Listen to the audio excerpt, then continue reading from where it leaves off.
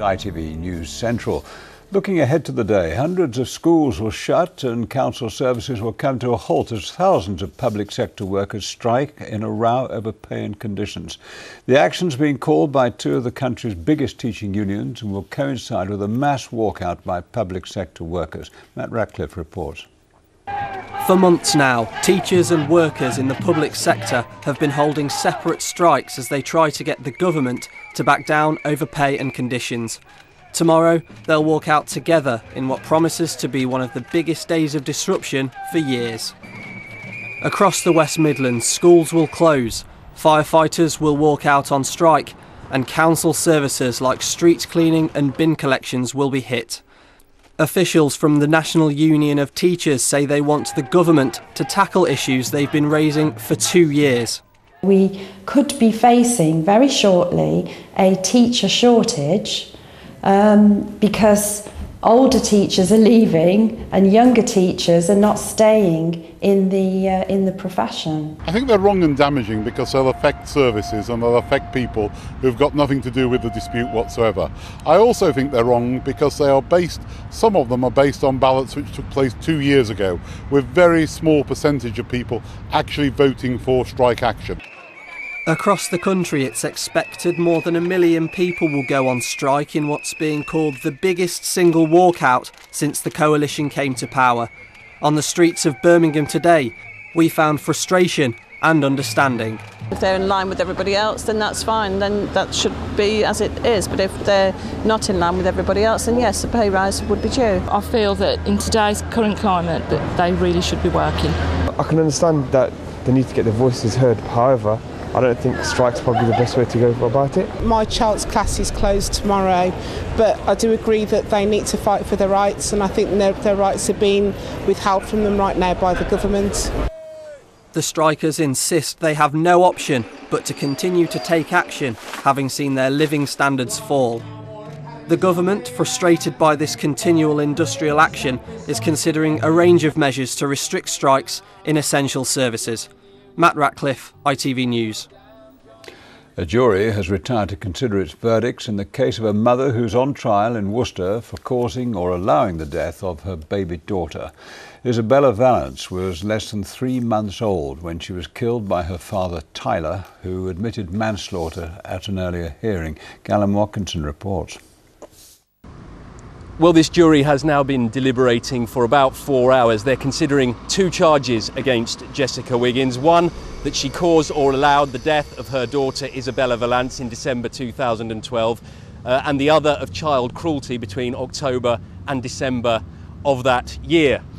The baby's father, Tyler Valance, has already admitted killing her at an earlier hearing, and the jury has heard some fairly harrowing testimony about the extent of the child's injuries. She had 2 broken legs, several broken ribs and bleeding to her eyes and on her brain. Now, there's no suggestion that Jessica Wiggins herself directly assaulted the baby, no allegation that she harmed Isabella in any way, but rather the allegation is, in the words of the prosecution barrister, that she knew her partner was a violent, volatile, short-tempered man who posed a serious risk of harm to Isabella, but that she did nothing to protect her daughter from him with fatal consequences.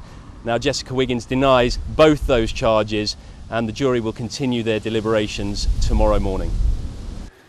The family of a young father who was stabbed to death in front of hundreds in Birmingham has described him as a caring and devoted man. Ikram Ullah Khan was stabbed in the neck when violence broke out in Sparkbrook last week. 22-year-old Nawid Bashardost has been remanded in custody by magistrates after being charged with his murder. Another man has also been arrested on suspicion of murder and remains in police custody. Ofsted's Chief Inspector, Sir Michael Wilshaw, has told MPs that officers found no evidence that children had been radicalised at schools in Birmingham. But he did say some promote a culture which, if continued, could have resulted in radicalisation. 5 schools were placed in special measures following Ofsted's reports. Governors at one of them, Parkview Academy, say they haven't ruled out a legal challenge to the findings. Sir Michael Wilshaw stood by those reports and hinted at a more frequent inspection regime in future. One of the real upsetting things about what we found in Birmingham, and I found personally upsetting talking to head teachers, is that people were frightened about speaking, that they were picked. One head teacher had to be interviewed in a supermarket car park because she was so fearful. Prison inspectors say HMP Birmingham is still failing its inmates despite making what it calls good progress since 2011. Today's report says illegal drug use remains stubbornly high, with 16 people arrested in the last year for trying to smuggle drugs into the jail. It also says overcrowding remains a problem at the prison, which is run by the private firm G4S. They have 100 prisoners go backward and forwards through reception each day, and they're getting a lot of overcrowding drafts from other prisons, and that's difficult for them to manage. So some of the checks they're doing on people when they're first in aren't as good as they should be, and they're having drugs brought in by prisoners, which is causing a drug problem. Animal charity PDSA is warning dog owners about the potential dangers of snake bites after a dog nearly died after being bitten on the face. Cookie, the 8-year-old greyhound, was bitten by an adder while walking on Cannock Chase in Staffordshire. People are being advised to keep dogs on leads where the snakes are known to live. After the bite, we got her to the PDSA and her face was probably 3 times the normal size, something like that. It was not nice at all. I didn't think it would be as serious as it was. At one point, I seriously thought I was going to lose my dog. Fortunately not. Let's take a look at the weather forecast now. Here's Lucy.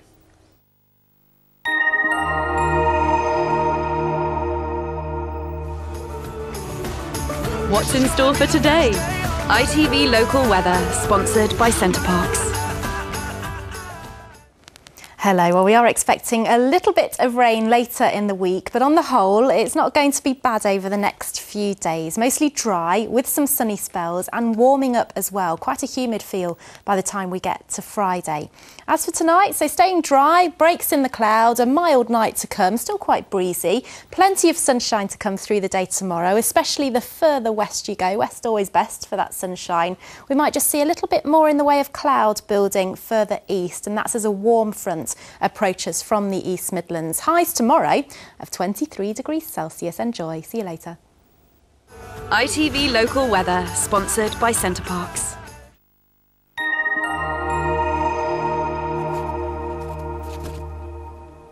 Well, for all you night owls, that's it.